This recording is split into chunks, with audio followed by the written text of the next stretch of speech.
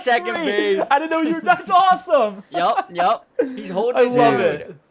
I mean, he's as good as it gets. High fly ball, right field deep. Canseco back to the track. Looking out. It is. But it's called off. Cut off by Clement. Baseman hits the runner. Wow, off the head. The ball hits over the helmet. Sosa to his left. Nice play. Spinner wall, but he throws it away. Hits the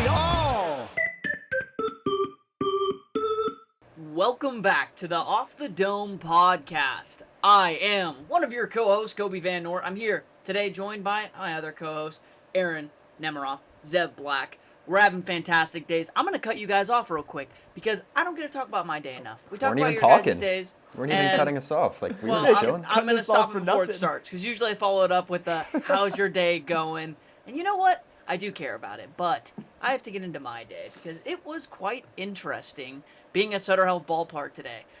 For those of you who don't know, well, we record on Sunday, July 5th, so this is when this did happen. Yuri Perez threw 7 perfect innings at Sutter Health Park. Fantastic showing. Looked great. The Marlins just kind of whooped up on the A's all weekend long, and this kind of seemed like the staple of it, at least to this point. And then in the 7th inning, at I think 92 pitches, they decided to pull him out of the game, which I thought was an interesting decision. I know he's young and has had some injury history at such a young age, so I can understand the decision for it, but he was getting clowned for it by the fans at Sutter Health Park. And when I say fans, I mean, like, at that point, it felt like fans of the stadium. They wanted to see a perfect game. They didn't care anymore. I did, too.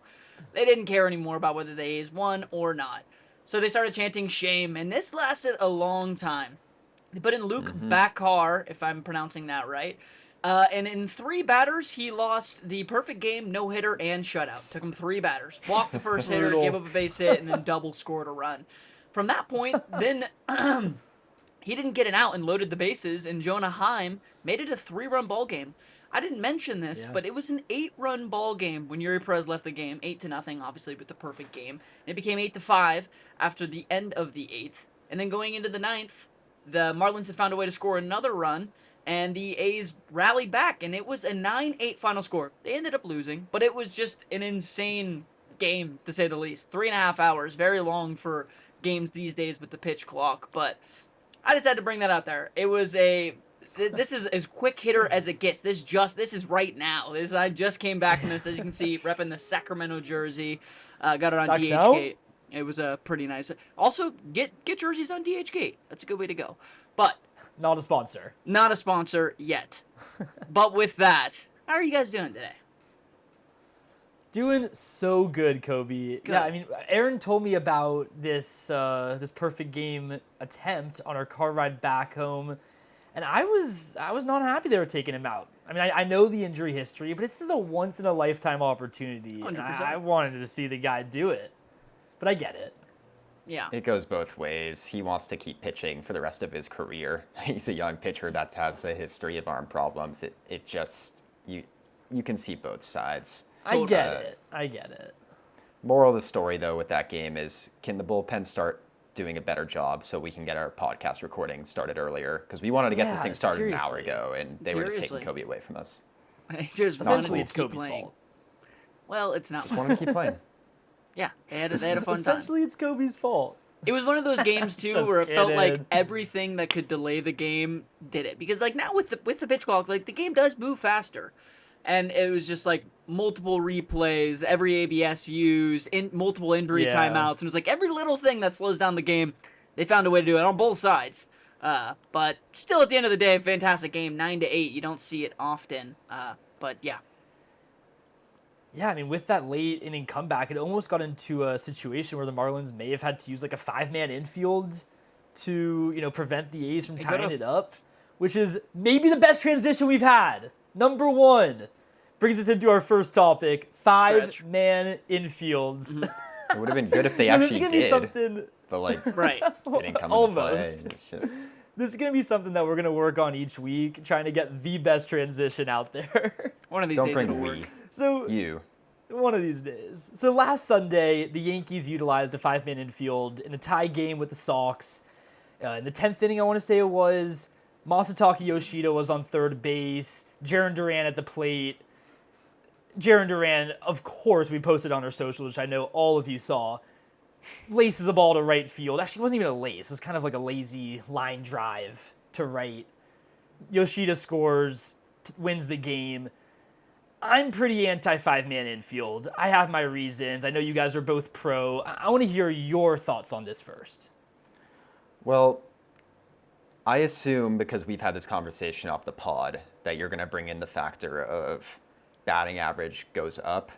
Is that something you're coming on here with today? I mean, it's certainly part of it, but that's more of just an infield being drawn in. Okay. So like 5 minute, not really the same argument. Ultimately, the thing that matters here is preventing that run from scoring. I am in support of it if it's a situation where a team is trying to walk it off in the bottom half of the ninth or any extra innings. There is no need to run a 5-man infield and increase a chance of insurance runs if it's the road team at the plate where the inning can just blow wide open. That's ridiculous. So I'm only really arguing here in terms of a walk-off situation. And in those situations, all you're trying to do is prevent that runner from scoring from third. So even in this Duran moment, it's a soft liner to right field. It's like no guarantee whatsoever that we're just going to gun him out on a sac fly from right field. It's questionable. I would say that play is probably 50-50. But in a lot of situations, all you're trying to do is prevent that run from scoring. So drawing in that fifth player in the infield, you're preventing some gaps in the infield and ground balls getting through and allowing the run to score. Yeah, there's going to be a lot of balls hit to the outfield where they're going to drop because you don't have that third guy out there. But in a lot of those situations, the runner's scoring regardless because it's a sac fly. So I think the reason that we still see it today is because the analytics, I don't have the analytics with me. I'm just going to trust the management that's going on across the league. Analytics are a big part of our game, which we've talked about a lot. It exists because the analytics say so, and I'm in support of it. Well, unfortunately, there isn't a ton of data on it. At least I couldn't find any online. I'm sure that it's throughout the league and managers have it. I could not find any data on how often a 5-man infield works. I think that there's two big issues I have with it. The first one is that you bring in the fifth guy and they stand just right behind the pitcher. It's like obviously the worst spot for someone to be. At least move them to the right side or the left side depending on the batter. The Yankees did not do that. They stuck him right behind the pitcher, and it means nothing. It's not every time, though. That's sometimes. But most of the time you see them just go maybe a little bit to the left, a little bit to the right. It's useless in my eyes.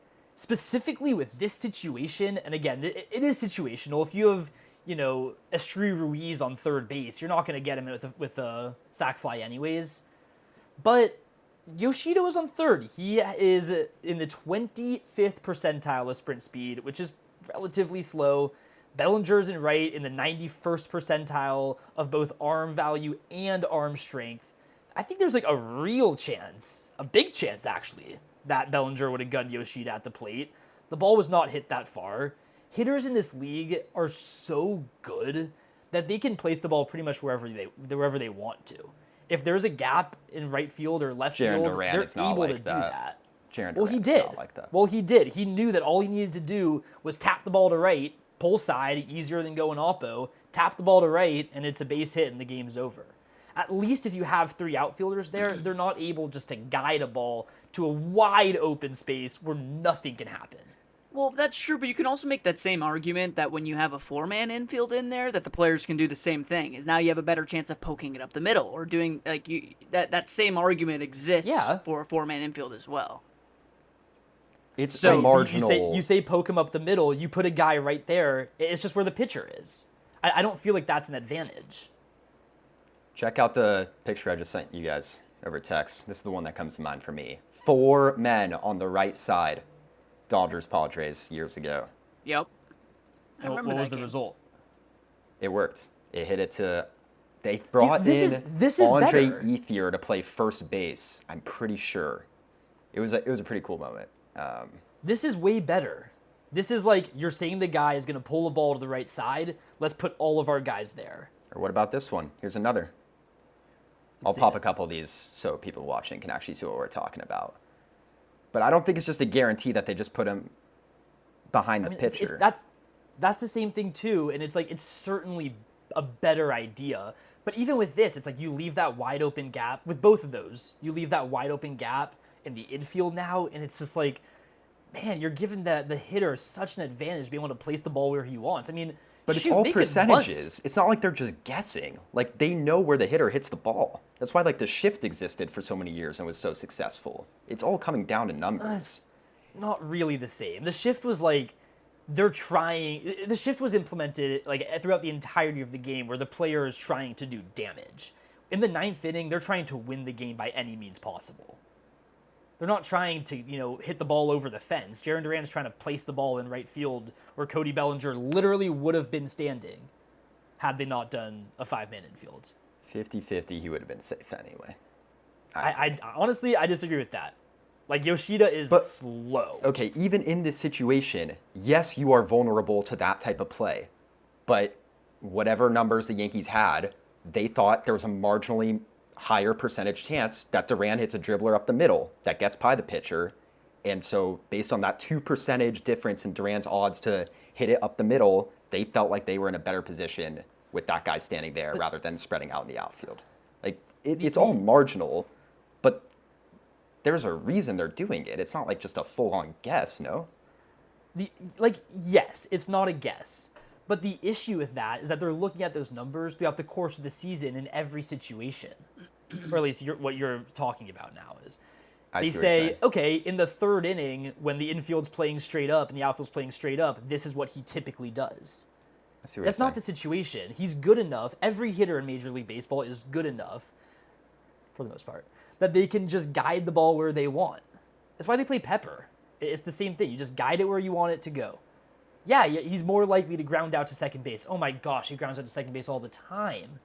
But that's in a regular situation. That's not when you have the infield drawn in with one less outfielder out there. Who was pitching, you know? I want to say it was Fernando Cruz. I mean, I don't know off the top of my head, but maybe he's more of a ground ball pitcher. He doesn't give up a lot of opposite or throws hard. Odds of Duran pulling it. Like, I think a lot of times the managers and the coaching, like, they have reasons for this stuff. I'm a trustworthy guy.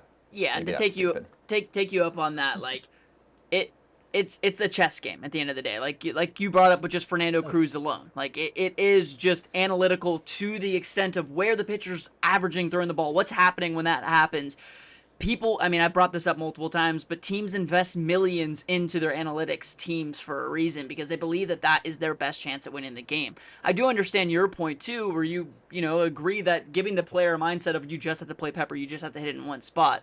As easy as it sounds, like, I do think it's a difficult task to bring upon a guy. I still think that if you're guaranteed, like, when you have your stats sitting there, you know what you do on average, like to be like, all right, I have to poke it into right field against a guy who's throwing 98 miles an hour. Like, that's a tough task. So I think at the end of the day, these guys know more than I do about these situations, and I don't disagree with them for the most part for leaning on the analytics in those scenarios. Yeah, and look, I totally get it. Each manager does it differently. I'm sure there are managers, if you were to pull a John Boy and look at every single situation this year where the winning runs on third base with fewer than 2 outs, you'd get all sorts of different results. 5-man infields, 4-man infields, shifting to the right, shifting to the left. So every manager does it differently. If I were a manager, I would not be implementing the 5-man infield, again, unless it's a speedster on third base where it's like you're probably not going to get him with the sac fly no matter what. Yeah, no, totally. That's one of those situations where I don't see any other way around it. If you guys speedster, like, bring in 6 for all I care. Like, it just, like, cover that ground as much as you can because it means nothing to have an outfielder at that point. Yeah, and in the end of the day, a strikeout is the best way that you can go about playing that defensively, which is another great transition into our next topic. Aroldis Chapman recently... Okay, here's the thing. That was good, but then you, like, kind of ruin it by pointing out that it's good. Just keep it light, keep it natural, and then it's, like, actually pretty good. But when you give yourself credit each time, you're, like, totally taking away from the smoothness. Like, that's the point. Okay, I'll work on that for next time. This is kind of pissed me off. Notes. Whoa, do whoa, better. whoa. Pissed you. Whoa, Hey, hey, we're trying to keep it civil here, man. All right, all right. You ruined a potential great moment. That's true. Just No, let he it has be great. okay. It was He has a great. point. He has a point. It was great. No, you did ruin does it, have a but I would say maybe not be so angry. My bad. Yeah, this My is bad. this okay. is a Getting a great little worked up. podcast. That This we're is all something I'm friends passionate here. about. It's just You're passionate about your transitions. no, just the pod. Just the pod. I get it. I'm passionate about it too, man. All right, well, let me get into this. Aroldis Chapman became the all-time leader in strikeouts amongst relief pitchers. Just a great career overall. Kind of had some up and downs. We'll talk about that a little bit. He also has the lowest OPS against for any reliever. What do you guys think this record actually tells us about Aroldis Chapman and his career? Kobe? It's a tough question. He's had such an interesting career. I think that he's had a fantastic career, and I think a big part of that's longevity. I think he's just stayed in the league for so long, and at a very high level. Like, one thing I've brought up and time again is, like, I don't think that velocity is something that is easy to stretch out into a long career. I mean, we like, for example, guys like Cole Reagans and Garrett Crochet, guys who I feel like 2 years ago was kind of like, holy crap, like, these guys are throwing 98, 99 and doing so well. I mean, even Paul Skeens right now, I know he hasn't had much of an injury history, but he's had to dial back the velocity because he is seeing it too. There's a reason for it because it's hard to stretch out a career that long, and that's one thing that Chapman's done his whole career. And so I think that for him personally, it does show, like, he is such a talented reliever. Like, I think that just that alone, the fact that he's been able to continue to keep this velocity for as long as he has, I think to me shows me that he's elite. Like, he is an elite guy who will inevitably go into the Hall of Fame. He feels like a lock, right? That's what I think. Yeah. He has some memorable lowlights across his long career, but these stats are nice to kind of remind you of the longevity and how elite he has been overall for a decade plus. He's great. There's a couple of, like, great all-time Hall of Fame relief pitchers of our generation. Kimbrel, Jansen. Chapman, for me, tops the list. I think he's the best closer of our generation. They all really started around the same time. Yeah, right? Like, they've within a kind of been year. pretty consistent. And he's the only one. Well, I guess Kenley's still around. Chapman's been Kimbrel's still around too. He's hanging on by a thread. He's still Still pitching. around. He's hanging on by a thread. But I think Kenley has kind of had the highest floor. He's really never, like, fully fallen off. He's kept that closer role and been productive. Chapman has kind of found himself in a setup role here and there in recent years, but now he's at the highest point. I mean, all three are great, and it's kind of cool that we've had to experience these three elite relievers our whole lives. Yeah, it's interesting you brought that up, that he's had, that setup role in his career. He's played for 7 different teams, had a really messy exit from the Yankees. Do you think, like, this wandering career, like, helps him? Does it hurt him? Like, how we remember him, his legacy? I think that annoys me, that stigma of, like, I don't know, a guy moving teams hurts his Hall of Fame chances. I feel like you hear it a lot, maybe in, like, NBA and NFL terms, a little bit more of just, like, staying with one team, like, it helps your Hall of Fame. That means nothing to me. If you're elite wherever you go, it doesn't matter. Also, fun fact, Aroldis Chapman was going to be a Dodger, for those of you who may not have known that. I forget when. Yeah, you didn't know that? Meetings in 2014, if I'm not mistaken. It could have been 2015. He had gotten traded to the Dodgers, and the deal didn't go through because of a physical, if I'm not, or maybe he had some other legal stuff going on. Either physical or legal stuff going on. I was really bummed about that. He was elite at the time. Well, he's been elite, but he was solid. I would have really loved to have him in the back end of the bullpen. Anyway, but yeah, I don't think bouncing around teams really changes much for you. I mean, even if you have a bad stint on a team and don't look so hot, like, again, my biggest thing for him is the fact that he's kept his longevity of velocity throughout his career. And yes, although he's been shaky at times, I think the consistency that he tends to bring out is just, again, like he's the all-time leader in strikeouts for relievers. Like that's an insane accomplishment. Incredible. Yeah, and it's hard to get there alone, but the fact that he's still doing it at a high velocity level, like I don't think it matters what team he's on. Do you want me to kind of ruin the vibe with the conversation we just had with telling you why the Dodgers didn't end up getting Aroldis Chapman? Yeah, I think it was like sexual assault. It's totally something legal. Yeah. He choked and pushed his girlfriend and fired 8 gunshots into a wall. Yeah. And the Dodgers said, we're good. We're going to stay away from that. But Speaking that's of, have you guys the only trouble. seen his like his mom or grandma video? Him hanging out with whoever? That's bizarre. Could you put that Yeah. down? Weird. No, but we introduced That was that not to Mason on the phone the other day, Kobe. When we were calling you, like that was part of our funny. long talk with Mason. He didn't know about it. It's I didn't want to know about it, to be honest with you. That's just one of those bizarre. Like, I'm not gonna break this down, but you can go ahead and look it up, Aroldis Chapman grandma, and I think you'll find it. The craziest part is the fact that he decided to post it. Like he looked at that and he was like, "Good, like that can go out. They're gonna love this." It's all crazy. Yeah. It's all ridiculous. Yeah. Oh gosh. All right. Getting back on topic a little bit here, I think that I agree with you, Kobe. I think that when a player rotates teams, it should not affect their legacy. But the unfortunate part of it is that it does. Like realistically, it just does. And I think looking especially for the Hall of Fame, when a player fizzles out towards the end of their career, they're way, way, way less likely to make the Hall of Fame. Look, Don Mattingly is such a good example of this. He had a great career. Final couple of seasons, just had these back injuries and really wasn't the same. Missed the Hall of Fame, and he deserves to be in there, in my opinion. What's helping Chapman here is that he came back with the Sox and is this elite. One of the best closers in baseball again. Figured it out, and I think because of these past 2 seasons, he is 100% a lock for the Hall of Fame. Totally. He needed like one more resurgence, and he's gotten that. Yeah, totally. And the K's are incredible. He strikes guys out like it's nobody's business. So. You want to introduce us to some quick hitters? Let's do some quick hitters, guys. Yeah. Get into some quick hitters. God, we're sticking with the Red Sox. Been a lot of Red Sox talk to start this this podcast. I guess that's weird. nothing It's new almost with like us, Zev makes a rundown. specifically. Yeah. That's pretty typical. Well, the only reason this one is first is because it happened on Monday. Wilson Contreras hit an absolute nuke in the first inning versus the Nationals.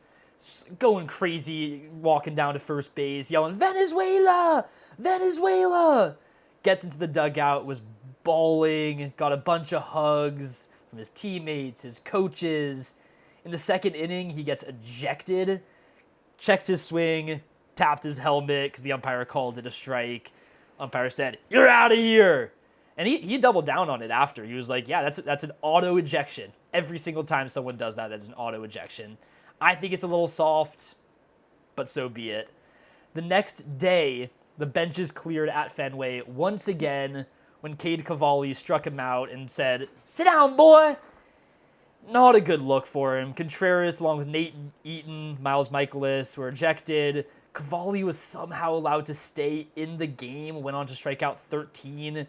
Suspensions were then announced.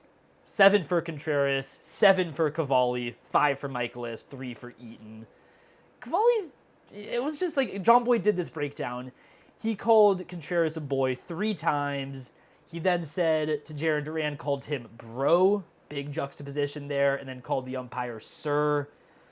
We just cannot have that in baseball. It's unacceptable. I cannot believe Cavalli wasn't ejected, but the suspension is certainly worth what he did. He then, appealed the suspension, was able to pitch today, and then got hurt. So maybe Really? a little didn't know karma that. coming his way. Yeah, left the game with an injury. We'll see what that's all about after. Yeah, during his Can't have that involved. press game conference, he said, or not, it was an interview he had. He said that he was having trouble sleeping. So I felt bad for him, It's hard when you can't get some good sleep. Speaking of not having good sleep because nobody wants you, Chris Paddock cannot stay on a team to save his life. The Rangers picked up Chris Paddock just so he could face the Guardians, who are really bad against Paddock's changeup. It's been shown in the past, time in and time out. Dropped him the next day. I think that is crazy. Yeesh. The Reds did something similar, like, compared to that earlier in the year, but they kept him around a little longer. Like, they threw him a bone for a bit. I mean, one day, I'm curious to see if any other teams decide to pick up this strategy against the Guardians, or if the Guardians will just figure out his changeup. Like, you gotta know that's the only reason if he gets picked up again before a matchup against the Guardians. I don't know. He wasn't even that great. He gave up many hits. He was fine. Yeah. Coming Right. out of the pen. I love the strategy. I definitely want to see another team do it. It's cool. I think it's troll. Earlier this week, the Dodgers, in my eyes, just intentionally and openly threw a game. I mean, they tried. They rolled out their best hitters, but they also rolled out Charlie Barnes, who got brought up just from the minor leagues, to pitch 7 innings in Sacramento. Dreyer pitched the first, and then they just let Barnes ride. He gave up 7 runs, and they were in a stretch of going 13 straight games, which, usually you have an off day mixed in there. And I think they kind of just treated this game like, let's give the pitchers an off day. Shohei got pushed back. They had the Padres coming up, a more important series than at the A's. And they just lost that game. And then they went on to win 3 straight against San Diego with the fresh bullpen. So, I mean, obviously Roberts didn't say, yeah, we're throwing this game to prepare for the Padres. But I think it's pretty obvious when you let Charlie Barnes, in his second stint with the team this season, go 7 innings, giving up 7 runs, that you're not really giving it your full effort. Yeah, I was so frustrated to see this. I mean, I was at all 3 of those games, and I just wanted to see a Shohei pitch. I mean, that's a once-in-a-lifetime thing, and it really bummed me out to see him get scratched. And honestly, I think it was a multitude of things. I mean, one, they won the first 2 games of that series handedly. I think that played a role. I think maybe if they split, there's a higher chance that you see him. And then 2, it's a minor league ballpark. I don't know if Shohei might have just taken a look and said, because one thing I saw him pregame No, I'm good. doing his pitching, like doing, I don't know, obviously he probably does this every day, but seeing his pitching like routine or whatnot, but like I could easily see him just kind of looking at the stadium being like, yeah, I'm good. I'll wait. I'll take my talents when we need to face San Diego. But yeah, I was really bummed out to see that, but it's hard to blame them. It's hard to blame them. They won, like, I don't know. I don't blame them for it. Again, it's just as a fan. And there are fans who spent a decent amount of money, because that's the only time they're ever going to be in Sacramento, to go see Shohei pitch, and just got backstabbed. Like, just, yeah. I'm glad I got paid to be there. Yeah, that's pretty rough. Maybe not as rough as what happened to Josh Naylor this week. He was playing his former team, the Guardians. Austin Hedges yelled at him and said, "Nobody likes you." Just straight up, nobody likes you. And then Stone Garrett put out this message saying that he stabbed him once or tried to stab him. Really bizarre situation. I don't know if Josh Naylor even had a response to this. I don't think he did. I also don't think that Stone Garrett, he's had some troubles on the field too, right? I don't know if he's the most calm person in the world either. So I do not have Stone Garrett bizarre in that situation. bag. That is not a guy I know You don't know about, Stone? So I don't know Stone. He's a Nationals. I know Ricky Nolasco, and that's one I certainly wouldn't miss. But I don't know Stone Garrett. He was Nationals, I want to say. I think Maybe I I'm only know him thinking of because I've someone seen him in AAA. So that's why. And There's it's some it's a other- unique name. Yeah. Who is the? I don't think I'm thinking of the right person when I say that. Who is the guy who charged the Pirates dugout when he was on the Reds and then had that whole thing with Javi Baez? That's definitely wasn't Stone Garrett. Who was that, Dietrich? guys? Derek Dietrich? Or No. is that a different- He was a pitcher. Oh, Amir He Garrett. That's who I'm thinking of. Okay, Stone Garrett, you're probably a cool guy. You're chill. You Wait. are probably a cool guy. Amir Garrett, totally different person. My bad. there's one other thing with this Hedges-Naylor situation. These guys were teammates for a long time. They were in San Diego together, got traded together to Cleveland. Bo Naylor is obviously still on the Guardians. He's not in the Major League team right now, but he's a catcher with Hedges. Like, there was a lot of closeness in this relationship or connections. So for Hedges to just say that to him straight up is it's pretty crazy. But Naylor was like taunting him, like he had it coming. He's always had it coming. Yeah, I don't know why Stone Garrett would post that though. Like, I think you gotta just think a little before you do things. And speaking of thinking a little before you do things, Manny Machado had a really interesting play where a runner was at first, a ground ball to him, kind of playing more shortstop area, and the runner was easily at second base, and he decided to try tagging him and then throwing it to first. I think it was just a mental blunder. I genuinely think, like, maybe saw in the corner of his eye and thought maybe he was off the base. I have no idea what he was thinking. Everyone was safe. Very interesting play from a guy who's been well known for how good he's been defensively for most of his career. I Super love weird. when that guy messes things up. I absolutely hate him, cannot stand him, I've never been able to stand him, will never stand him, and screw him. So, Luckily you're sitting. I was pretty thrilled to see that. Anyway. Back to Cleveland. Cooper Ingle, it's probably like his 5th game in his career at this point. Tie game in the 7th, 2-2. Bybee's pitching a gem. Fly ball to Ingle out and left, and he tosses it into the crowd. The problem is this was only the 2nd out, not the 3rd. So Ezekiel Duran goes from 2nd all the way to home to take the lead. Tough moment for the Rook and something he will learn from. Yeah, hopefully. We celebrated Bobby Bonilla Day on July 1st. Just an awesome day. Mets paying Let's him nearly go. $1.2 million through 2035. It's like kind of the OG deferred contract. Like that's all the rave now, or all the rage now. What is it? Rave or rage? All the rage? Rave? I don't know. I would just go like, Well, everyone's it's all doing the it now. talk. It's all the talk. now. It's the talk of the town. Everyone's doing it now, and he was like the OG guy to be pulling that out. So 2 teams are paying him. People don't realize it's not just the Mets. The Orioles are paying him $500,000 through 2028 as well. They've been doing that for 20 years. So Bobby Bonilla Day, always fun. Every year, we shout out a lot of people from our fantasy league, so I'm bringing up someone else that I don't think has gotten a mention yet. Every year, my friend Zach sends me a text, Happy Bobby Bonilla Day. It's either a text or like from an MLB memes account, gives me the DM, Bobby Bonilla Day. And like, it's kind of our joke for a long time. Didn't get one this year. So Zach, if you're listening, what's up with that? Yeah. You guys got beef? No, I don't know what he was up okay, to. that's Maybe good. it just didn't come to mind, but No need to jump to conclusions, Zev.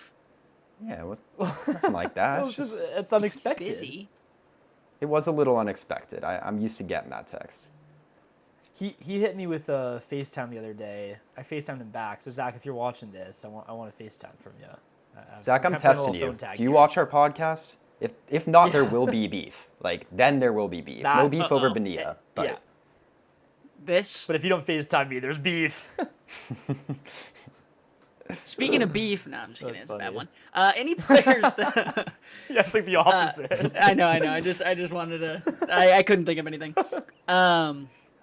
Dansby Swanson has had a fantastic, month. Not necessarily fantastic. Well, he's had a good season, but this month has really solidified that he is one of the few players to have 26 plus RBIs in a 10-game span since the RBI became an official stat. The other guys are on this list with the 2026 Dansby Swanson. Some cool names on here. 1939 Joe DiMaggio. 1933 Jimmy Fox. 1931 Lou Gehrig. Lou Gehrig again in 30. And 1929 Mel Ott. It's a pretty nice list to be on. Dansby sneaks his way in there. He's a pretty elite shortstop. When you look at the career numbers, it's kind of surprising. I didn't realize he's been as good and just consistent. I feel like the biggest reason why is like when I first started getting into baseball, 2013, 2014. Like, he was a part of, like, the 2014 draft or something. Like, he's around the area where I just started getting into baseball. So to now fast forward to this point where I've been watching baseball for so long, like, I'm seeing someone's career stats unfold and them have a pretty good career. It's surprising to me, I guess. A lot of the guys that, like, I would view as, like, I'm not going to put him in Hall of Fame by any means, but as, like, elite at their position for a long period of time, it's like we're playing before I kind of got into the game. He is just one of those guys where it's like, you look at his stats, you look at his numbers, and it's like, he's had a pretty good career behind him. Mm-hmm. Yeah, he's up there now in RBIs for this season, and it's like, it's so not warranted. You're going to look at his numbers by the end of the year, and you'll say, oh, it's a pretty nice season. Yeah. But it's this, like, 10-game stretch where he's gotten all of it. He has not been good this year. Yeah. But this 10-game stretch is making him look great. Yeah. Yeah. I just want to congratulate Zev on this accomplishment because Dansby is an alum of one of the 13 colleges that Zev supports, Thanks, yeah. Vanderbilt University. Woo! So there you go, Vandy Zev. boys. Good stuff. At Vandy boys. Love it. I don't know why you're congratulating me. It's not like I did anything. Just like rooting for them. Yeah, but I'm Well, just it's your sure you're team. excited about it. So, yeah. So, Shout out. that's awesome. Yeah. Good for you, dude. Another guy who's red Thanks. hot. Junior Caminero. So not including today, we're going to take it a step back to July 4th. He homered in 9 of 11 games and had 11 home runs in that stretch. Unbelievable. Oof. It's like every day you're checking the box score. Did Caminero do it again? And yeah, of course he did. Just incredible. So good. He's a superstar. One of the best young hitters in the game. He's awesome. Nationals pitcher Eddie Jean made his MLB debut and rode out to the mound in the bullpen cart. Like, so lit. Please bring this back. I know it was popular in like the 70s and the 80s. We need that back. It is awesome. I'm such a fan of it. I know it's been done in like a couple of all-star games. Maybe a player here and there has done it. I want it every single time, unless you have like you're a closer and you have like a sick walkout song and get like the lights going. But other than that, like if you're coming in like the 6th or 7th, do it. Dude, screw that. They need more than just that. Get some car companies to sponsor you. Come out in a Ford F-150. I want to see you on the back of a truck. Oh, that'd be just tough. waving high as you roll in. That would be awesome. Bullpen car's cool, but that's That'd be been done. sick. Something new. That would Could you imagine You know what? Nestor comes out in 2024, Nestor comes out in a Lambo out to the mound and then just immediately gives up the grand slam to Freddie. be tough. It can would really be great. backfire, but so can like any kind of entrance. This would just be way more cool. I guess the issue of like the dirt and whatnot, but who cares? It would be awesome. Yeah. Bro, get some like donuts in center field. Like, Why not? Whatever. Yeah, you just hear the truck revving as they're coming. Like, that's how you know that, like, your guy's coming out. Like, oh, dude, that would be awesome. So, MLB, if you're watching, so down. take some notes. Maybe when the MLB Which has I'm a sure they lockout, are. that would be one of the stipulations. But, you know, something new that happened this week that I didn't really think about when that it would be an issue, but it definitely was the fog at Wrigley created a delay. That's not the part, but there was also so much fog that ABS failed to work, which like makes sense. There's like 27 or more cameras that are all trying to shoot at this one area, and that's how they get the zone. Oh, if they can't see it, then yeah, that makes total sense. I just I mean, fog already is kind of a rarer occurrence to play as much of a role in having to actually delay the game, but it plays a role in ABS too. So maybe bring the fog machines out if you really want to stop challenging. I don't know. I saw someone's point of They just view roll 'em out. out in the left field bleachers, and it was just crazy. You could see the left fielder, and that is it. All you see is fog past that. Like, if there's a home run ball hit, you don't even know until it's, like, landing in the row in front of you. Until it It was hits Yeah, crazy. and no one knows. Just Yeah. what happened. Yeah. Like, you come back in You'll for making find- a diving catch in center field, and your coach is like, "What happened?" Because they have no idea from the dugout. Like, that's crazy. He's asking you why you're not out in the field. Yeah, inning ended. What are you coach. doing? The game's still going on. Yeah. No Some of the comms infielders- whatsoever. Weatherhole, maybe someone else, they were, like, kind of looking around like, guys, I can't see. Like, we need to stop playing. Yeah. It was getting bad. Yeah, the delay was definitely warranted. D-backs reliever Dre Jameson rocked these Simpsons cleats on the mound. As you can tell, I'm a huge Simpsons fan. I've been watching it forever with my dad. He really put me on. As comic book guy would say, actually kind of the opposite of what he would say, best cleats ever. I love them. Big fan. It's just pretty cool. I want to see more people doing these kind of cleats. You have like NFL does my cleats my claw, or my gosh, my cleats my cause. MLB should do that too. Yeah. Maybe a good idea for them. It doesn't seem like So that hard to speaking- make happen. Like, that'd be pretty cool. No, not at all. Yeah. I mean, first of all, they should bring back Players Weekend, like 100%, and cleats should be part of that. So, speaking of cartoon characters, maybe the Simpsons are about to get brought up again. It's time for our game. We are going to draft a full infield of cartoon characters. I got really nothing else for that. You'll see what it's all You'll figure about. it. Yeah. Kobe's going first. I'm going second. Aaron's going third. Snake draft. Kobe, who's your first guy? And I want to hear like a reason for each of these guys too. And yeah.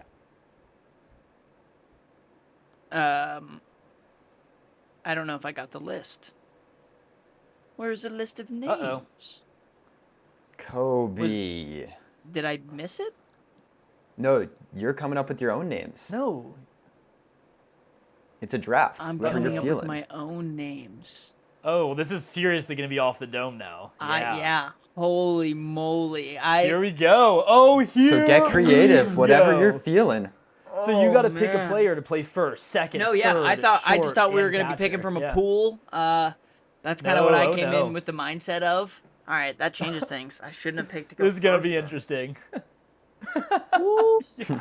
All right. Do you need to get moved down in the draft? Do you need some Yeah. inspiration? Are you ready? I think I need to get down a little bit. I need to think. I did not plan All this right, out. I can go first.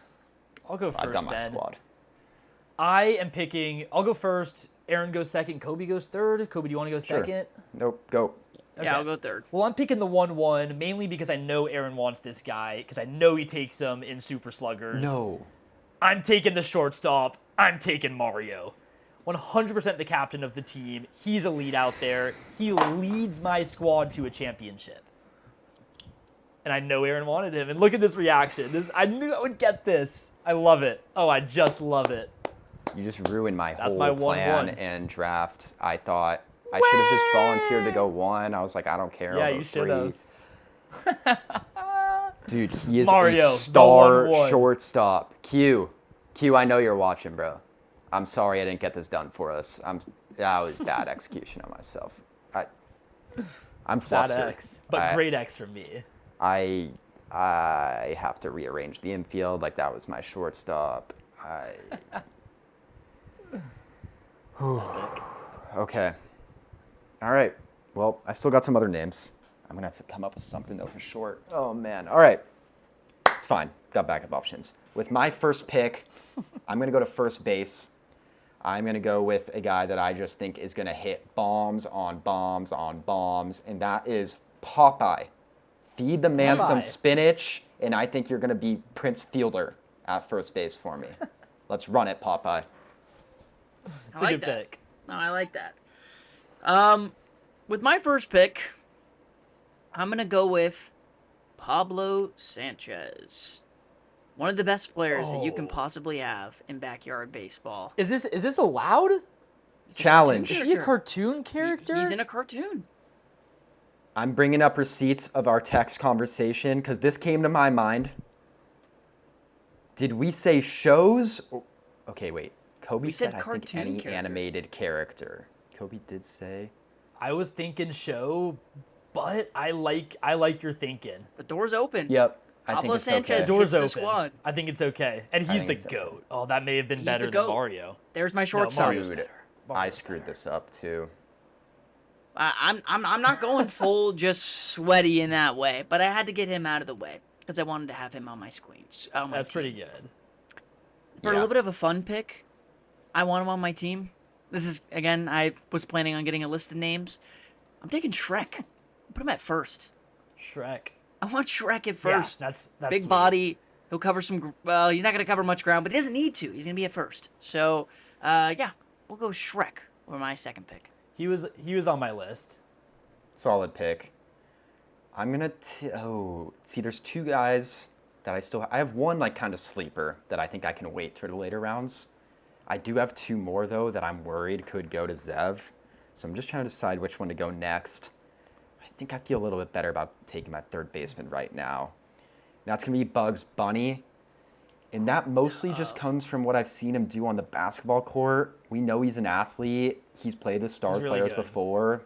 Had great chem with Michael Jordan. So I feel like he could kind of be a team leader and share that experience on the diamond. I'm putting Bugs at third base. Third base. Yeah, he was on my list as well. I wasn't ultimately going to go with him. I am taking the Man of Steel with my next pick. Someone he'll never miss a game. Going with Superman, putting him at first, tons of power, elite defensively, and he's got some speed over there, and I want speed on my team, so Superman over at first base. My next pick, going with the second baseman, and I am going with Jerry, not to be mistaken with Terry, going with Jerry from Tom and Jerry. Just super fast, can steal bags, might not be the best hitter in the world, but he's so damn good defensively, and he's going to be a real weapon in my lineup. Fair enough. See, you went for someone fast at second base, but I've got someone faster. I'm taking Sonic to play second base for me. And I just know he's going to be my D. Gordon and probably bat him leadoff, and he's just going to be speeding around the diamond and making plays for me. Jerry's just got a little more IQ than Sonic. Sonic is smart, but Jerry's got high IQ, and that's how I like to run my team. Yeah, not bad. See, I want my middle infield locked down. You know what I mean? I don't want guys who haven't played the games before, aren't athletic. So for my second baseman, I'm going to go with Matt No way. from Wii Sports. Oh my gosh! He's going to play second base. I didn't know that's awesome! Yup. He's holding I his love own. it. I mean, he's as good as it gets. So right now you got Pablo Sanchez and Matt? Yep, Oh, running up middle infield, dude. Nothing's getting by him. Nothing. That was Good my Mario luck. replacement. When Zev took Mario, I was like, all right, I have Matt in the back pocket. Like, Kobe set the tone by taking Pablo. Like, I'm going to go Matt. Why didn't you That is take a him there? steal. Steal. Such a steal this late in the draft. Yeah. And That is a steal. I want a guy behind the plate who's going to throw runners out, but also going to hit for power as well. I want my first baseman and catcher to just be a power team. Same color as my first baseman. Give me the Incredible Hulk catching balls behind the plate. Catch? Yep. That's pretty good. He might throw the ball a little too far. Maybe overthrow a couple of guys. No, but Matt and Pablo aren't letting anything get by him. It'll be okay. They're good. Yeah. I'm going to go to my catcher position as well. And here's where I'm going to get a little bit of a different strategy. I've really gone attribute-based for the other picks, but now I'm going to go a little bit more mental.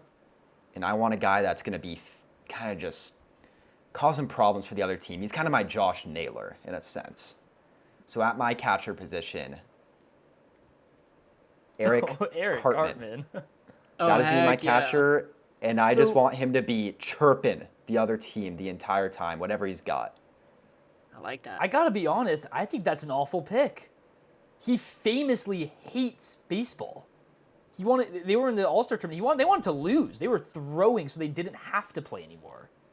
Did my scouting department Your scouting sell me department on may have messed this up a little bit. He hates baseball. He's like Anthony Rendon out there. He might deny your offer. Yeesh. Yeah, you might just have an empty position. All right, we're going to have a talk with him and see if we can turn things around. No, we're going to have a talk with him and see if we can turn things around.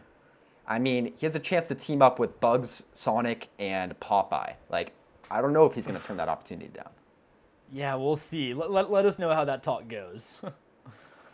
So I got 2 picks here to finish out my team. I'll start with my catcher position. I'm going with someone. He's loud. He's bossy. He directs traffic. Has a great arm. Foghorn Leghorn. as my catcher. It's just a guy that I wanted on my squad. I feel like you guys don't know who that is. Where's he coming from? It's coming from Foghorn Leghorn. You don't know Foghorn Leghorn? Looney Tunes? What'd that mean? What that mean? Looney Tunes? No? I guess I don't know. Damn, back-to-back I don't LeBron know. memes. Shout out. Wow. We'll miss you, Go. Oh, you switched up the jurors. I didn't notice that. Nice. In honor. My last pick, I am going with a Major League Baseball Hall of Famer. It's about as good as it gets. Going with Wade Boggs. Appeared in The Simpsons. Great third baseman. Does it get better than that? I mean, literally a Hall of Famer. Challenge. Whoa. He is an animated character. But not I'm before pulling he this was a up for you real-life guys. MLB Hall of Fame. No, I know the clip. I know Wade Boggs is in The Simpsons. Same as Mark McGwire is, too. I didn't draft him. And I would have if we were going outfield. Here's Wade Boggs, guys. I want to know what you think in the comments down below. Let us know if this is a I legal know play or he not. is a Simpson, but he was not a character before. He's an MLB Hall of Famer. I think that Is he animated? Sure. I mean, I don't feel like I broke the rules. We said animated character, and he is an animated character in that show. Whatever. Maybe a little bend. Maybe a bend to the rules.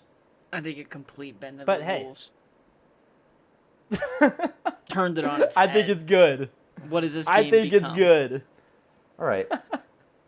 Whatever. Just gonna let that. Just gonna move on. Yeah, it's not Zev worth took it. my shortstop Mario, and then Kobe took my backup Matt. So really, all I got here is to go a step down from Mario, and I'll put Luigi at short. It's a not his step natural down. position. If you're a real Sluggers fan, you know he's a second baseman, which Q calls Mookie Betts, not knowing that Mookie is just a shortstop. But I'll throw Luigi at short. It's a step down, but he's still good. Mario's Lindor, by the way. Man. I just don't know who to put at the hot corner. Bowser was ringing in the head. Ooh, yeah, you can kind of like- talk this out a little bit. You know, I like Peter Griffin as a person, but you know, he's got to go. Again, I'm referencing Kawhi Leonard. It's such a funny video. Yeah, that is pretty good. I think it is just, yeah, it's a silly, goofy video. Oh man, no one's taking Spider-Man. Nope, that's all you, man. I need the slinger over there in the hot corner. I think he's got the fastest reaction time that I need. They call it the hot corner for a reason.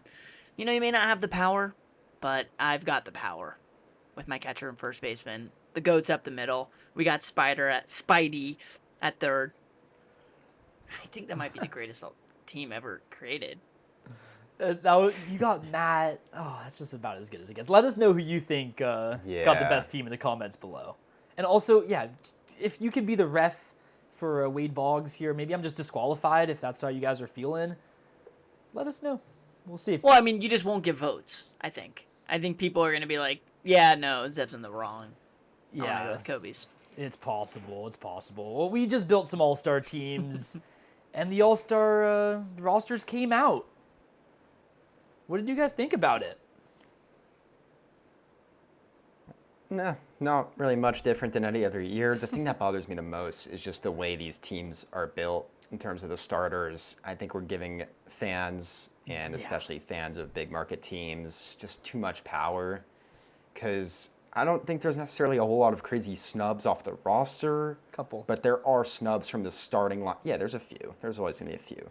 But there are snubs from the starting lineup to the bench who only got voted in because their team has more fans than others. And this is a cool accomplishment. People are very proud to be MLB All-Stars, as they should be. So to be taking away that starting title because you play on a small market team and that's really all it comes down to, and you're probably better than some of these big market players, I think that sucks. So let's figure out a solution. Yeah, one that was interesting. I know he's pretty sure he still made the All-Star game. He did. From being a starter, Ben Rice. I didn't really understand that. I think Nick Kurtz has had a fantastic season so far, but I think that Ben Rice kind of deserved to start it. And this is different because earlier in the season, I was all for Nick Kurtz. And I guess it is just time and place. I think that, he's struggled a little bit recently, but like he's had a fantastic season. I guess you really can't go wrong. But I was surprised to not see Ben Rice starting in that game. He also had more votes. So that's what really confused me. Yeah, so Vlad was voted by the fans as the starter. Yes. And then he did the noble thing, which I respect him so much for this. He said, guys, I've been horrible this year for my standards. And, I mean, he's been decent, not great. I'm sitting out. And then Kurtz, the reason he's the starter is because he came in first from the players' vote. So the players voted Kurtz as the starter there. And I think the players should have a little more power in this. No. Yeah, 100%. Honestly, for mine, I came out a little too harsh. Kurtz has been amazing. He's been awesome. Let me take it back a step. He's been fantastic, and I defended the guy a few weeks ago why I think he actually deserved to start in the All-Star game. I was just confused because the whole voting thing came off a little bit wrong there, but yeah, it's fantastic. But I do think that the players voting, that's interesting. I did not know that. Yeah, I didn't know that either until I saw that. I do think I'll give my 2 AL snubs. Maybe one of you guys could do some NL snubs. 2 huge snubs in the American League. I wish it wasn't the Red Sox. We're just talking about them a lot. Both of these Sox are massive snubs, truly. Wilson Contreras should 100% be an All-Star. Like, he has been absolutely phenomenal this year. I think he's the second biggest snub of them all. Don't give me that look. Who are you kicking out? I'll kick out Vlad. He shouldn't be an All-Star. He just shouldn't. Well, he's not. Well, so who but are you kicking out between Kurtz, Rice, and Yandy? No, all of them were still All-Stars. And then Vlad stepped out, and they haven't replaced him with someone. Wilson might still be an All-Star, but he 100% should have been on this roster. And then my other is Sonny Gray, who has been just phenomenal. By the way, Wilson Contreras just went deep. Another addition onto his great season. Sonny Gray should 100% be an All-Star, and I'm kicking off Michael Wacha. I'm kicking off the Wall, who's been good too, but there's no comparison, guys. I mean, Sonny has a 150 ERA plus to Wacha's 124. Sonny's better in all departments. A couple fewer games, which results in a couple less strikeouts. But if they play the same amount, Sonny has more Ks. He's just been better, and it's a shame he's not an All-Star. Fair enough. I think Gray is pretty reasonable to consider a snub. I kind of just wrote down, like, I think J-Rod probably deserves to get in there, although I don't really have a good candidate to kick off. Maybe Riley Green would be the one. Their offensive numbers are pretty similar, but J-Rod obviously plays a lot better defense. I'm going to bring it back to like the bench versus the starters. Dingler should be starting over Shea Langeliers. Langeliers had a better start to the season, but what Dingler's done since over the last month or so, their offensive numbers are practically identical. There is really not much difference in the numbers there. Dingler's got him beaten, I want to say RBIs, maybe not runs. But the defense is not even close. Dingler is in the 97th percentile among catcher defensive value. Langeliers is 18th percentile. I mean, they're just on complete opposite sides of the spectrum. And if the offense is identical, why is one start? It doesn't make sense to me. I think that's just wrong, and Dingler deserves his credit. And then Ernie Clement sucks. Yeah. He got the most vote. He's not an all-star. No. He's not a good player. He's awful on defense. He is a subpar offensive player. That's ridiculous. And that's where my original point came in terms of the big market players just getting to start the game because they have more fans. He's got a whole ass country voting for him. Like that, come on. That's not even big market. That's big country. Yeah. Terrible. I just am still sitting here I just feel bad. I'm sorry, Nick. I keep thinking about it, and I feel like I hated on him. And this is a guy. This is my jersey. I'm actually wearing a Lawrence Butler jersey, a guy who I do not feel like got snubbed. So Nick, I know you're watching. My apologies. Anyway, I do think he's a great player. It's just sitting with me. But some of the snubs that I do think happened. Kyle Harrison has been fantastic this season. KH. I mean, 8-1 record, 2.82 ERA, 150 ERA plus, 99 strikeouts, in the 79 and 2/3 that he's pitched this season. I mean, he's been great. I was kind of surprised to not see him in the game. Although I placed my vote on Ozzy Albies earlier 2 weeks ago or whatever, I think Brandon Lau deserved a little bit of love. He leads second baseman in homers, RBIs, and slugging percentage. I mean, he's fantastic. So I'm surprised that he just didn't make the cut. I think he's been fantastic, as well as another Pirates outfielder, Brian Reynolds. I know there are a lot of good outfielders in the NL, so I don't necessarily blame him, but he needs some love. And these are all guys who I feel like there's always going to be like 7 or 8 other guys who pull out, or maybe even more than that. So these are guys who I actually think will end up finding a way to sneak in there. Bryce Durang, another second baseman who's had a fantastic season so far. Ozzy has no business being in this game. There are multiple second Yep. basemen ahead of Ozzy. And it just, again, comes down to the fans. The Braves have a lot of fans voting these guys in. You could have picked... Stupid. You could have picked Turang, you could have picked Lau, or Otto Lopez to be a starter. All 3 of them deserve to be on the roster over Ozzy Albies. All 3 of them deserve to be starters over Ozzy Albies. I also think in the NL outfield, look, Brandon Marsh and Andy Pages have been great this year. Neither of them should be starting. PCA and James Wood have simply been better. I don't know how they're not starters.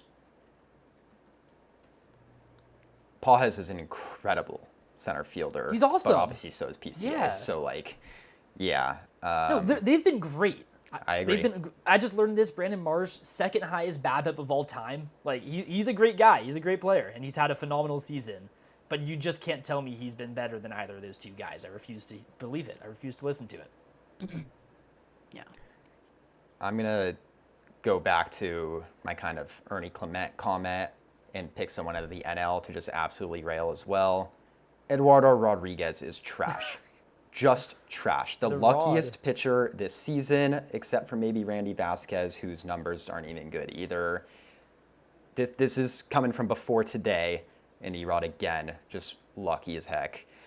He has the second highest differential between his expected ERA and his actual ERA. If you watch him pitch, all he does is give up hard hit line drives that just get scattered around the field and just go right to his infielders and outfielders like it's magnets. He's not good. He doesn't have strikeout stuff. He has just been the luckiest pitcher this season. And so because of that, he has a 2 ERA and makes the All-Star game. But Kyle Harrison should be in there over him Braxton and there are other Ashcraft. pitchers. The Cra. Sure. Oh, yeah, the Cra. Give me the Cra over Erod. You know what All they right. say, though. Not everyone has to have a... No, they all do. You know what they not say, that though, abbreviation. when it comes to Erod. Better to be lucky than good. And he's lucky, and he's good. He's got the best of both worlds. No, he's not He good. is good. He's lucky. obviously good if has these kind of numbers. Yeah, he might some luck might be part of He's it. lucky. Better to be lucky than good. He had a 5 ERA each of the last 2 seasons. He's not a good pitcher. He's just getting extremely lucky. 71 strikeouts in 102 innings. It's not all about the K's. 38 walks. You're just mad because he shoved against you in fantasy today. That's all it is. Say it what it is. And I'm still winning the Cats. Say it what it is. Well, there were a lot of all-star snubs, to say the least, but there's still time to figure out what that is. But one thing that we still haven't figured out yet is who's going to be playing in the home run derby. One guy that we do have named is Junior Caminero. Awesome. Well-deserved. I mean, I guess not necessarily. Is it deserved? Do you get invited and then you choose to accept? Is that how it works? I kind of think it's Or like is it like a sign-up so. sheet? Yeah, I think it's a little bit of both. First Like, come, you get first invited, served. and like 'Cause some people are like, yeah. I want to do it. Like, what's the league? Is Right. the league gonna say no to someone? Like, they might say no Yeah, to no, like exactly. might say no to like Anthony Volpe. Probably wouldn't say yes to him. Yeah, I don't really Or, know like, how Nassim that works Nunez. He's a specifically. member of the home run draft. Yeah. True. He has been a part of it. But with that, we thought we'd kind of list some guys that we think deserve to be in the home run derby. There are obviously some easy names, but you know what? Because I feel bad for my guy, give me Nick Kurtz, one of the guys that I want to see in the home run derby. Dude's electric. I know he's done a lot of his damage at Sutter Health Park, but he's got raw power, raw talent. And it'd be cool to see him in there. I'll kind of just list some of the other names that I have. I think we can each kind of list our few that we like. Another name that I had was Colson Montgomery. kind of another all-star snub that we could get into earlier, but he's been fun Yeah. to watch. He's not your traditional power hitter. I know there are some easy ones you can go with, but I think he would be really fun to watch. And I'm going to double down on my White Sox with my last pick and I want to see Munetaka Murakami in the home run derby. Dude hits tanks. I feel like a reason we think really he's haven't seen healthy. Yeah, Shohei we'll is see if because he's he's got enough healthy. going on. He's got to be healthy. Yeah. He's got to be healthy. But if he's healthy, I want to see him there. He has 20 home runs and he's missed like a month. Yeah, So hopefully he's that'd healthy. be awesome. Obviously, He'd be great. that takes him being ready to go. But I would love to see him in there. Colson But those are my Montgomery, he just got like 162 games of MLB service. Actually, I don't know if it was 162, but he debuted last year on July 4th and has like 48 homers in his career. Yeah. Like, he is such a good power hitter. Such a good hitter. Yeah. So, That's why I'd love to see him. It'd be fun. yeah, I'm with it. Some names that came to my mind. You got to have one of Schwarber or Harper, if not both, because the game is in Philly. That just seems obvious, and it is such a joy to watch those dudes swing the bat. It's just a beautiful sight. Jordan would be awesome. Trout, the game is just better when Trout is good and involved. Would be awesome to see. Let's get a catcher in there, whether it's Hunter Goodman, Dingler, Shea. They all deserve at least a nomination or some talk to get one of those guys in there. That'll be fun. Luis Garcia, Lugar. Kobe. Lugar. I mean, I 19 feel like he home runs deserves on it. the year. I want to say he leads the National League in RBIs now. Pretty ridiculous. 62. 64. Yeah. 64. He had 2 more today, huh? Or 64. something like that. Yeah, 64. Yeah, that'd be Crazy. awesome. I don't know if he'd really be a true threat to win the Derby, but Why not? he's got the bombs this season. I just thought it was a name worth mentioning. And then the number one guy I want to see personally, because we were talking about beautiful swings coming from the left side, Max Muncy for the Oaks. Let's get Muncy in the Derby. He's got a pretty swing. I think he'd be pretty good at it. Yeah, that'd be actually. sweet. Yeah, I like that. So I also wrote down Kyle Schwarber and or Bryce Harper. 2 things. First of all, Harper last participated, I want to say it was, I think he's only done it once. It was then the All-Star game was in Washington, and he won in his home ballpark, and that was so electric. I want to see that happen again.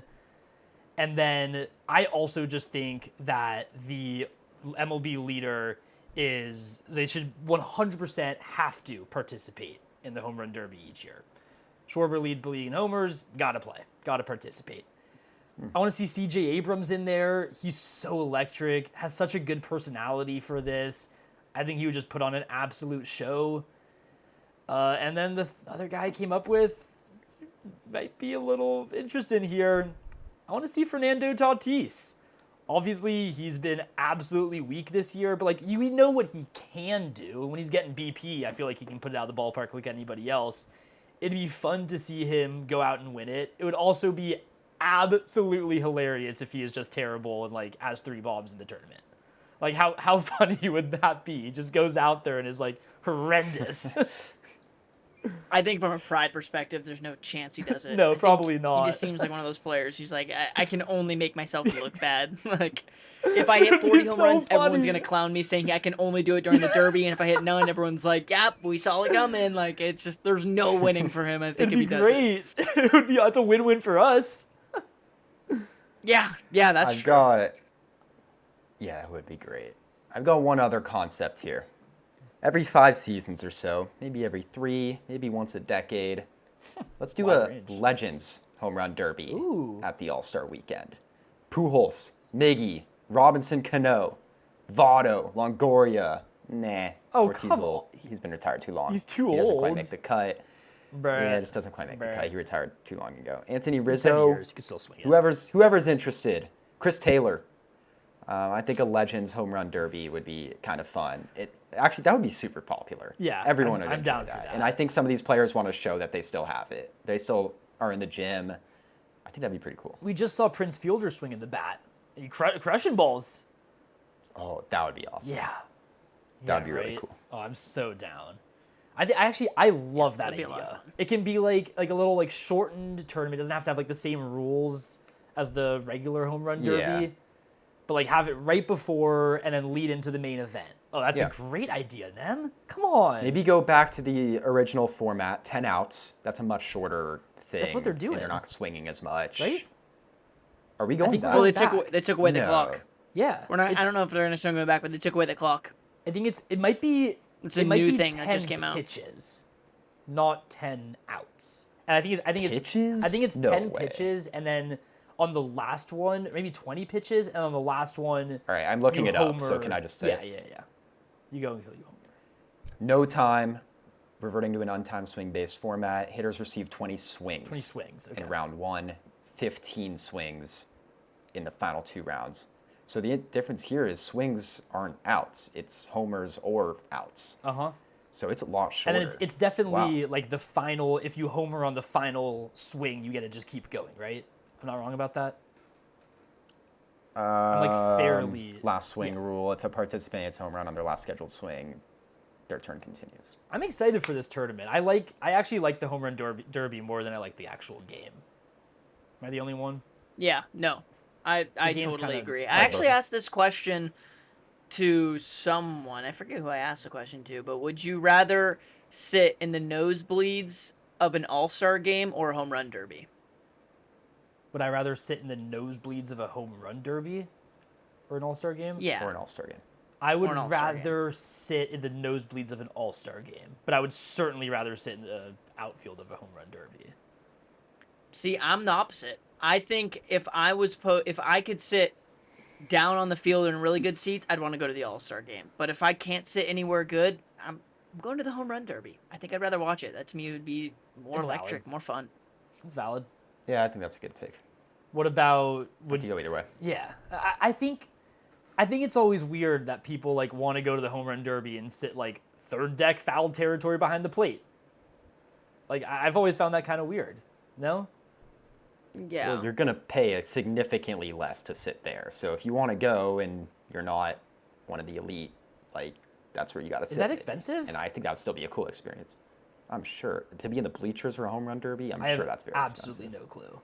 I have no gauge on that. I mean, it's always filled. Like, you don't just Yeah. see empty seats in the bleachers of a home run derby, so the price is getting ran up. Yeah. How about this? They're I'd making rather money. just like be a player and like be on the field. That would be cool. Yeah. Yeah. Be in the Well, MLB. That's a good way to put it. Yeah. I'm pretty down. All right. Well, that is going to wrap up our episode for today. The home run draft, I know we were talking a lot about home runs, is going to be found on social media. We mentioned it last week. We do not no longer disclose it here for you. But if you want to know who our home run picks are, go over to our Instagram page, check out our social media. You'll be able to see them down here around the screen somewhere. But thank you guys so much for watching. We try to post on social media every single day. And we appreciate you guys listening. And yeah, have a great week. Let's go Red Sox. ya. Later, guys. Oh.